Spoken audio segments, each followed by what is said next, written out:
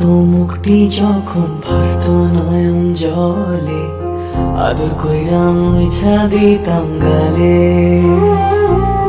ঘাটে আইসা পাশে বইসা জড়াইতো এই বুকে, বলবো আমি এই কথা কেমনে।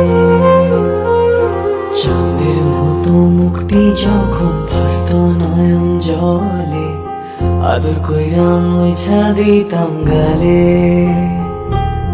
ঘাটে আইসা পাশে বইসা জড়াইতো এই বুকে, বলবো আমি এই কথা কেমনে।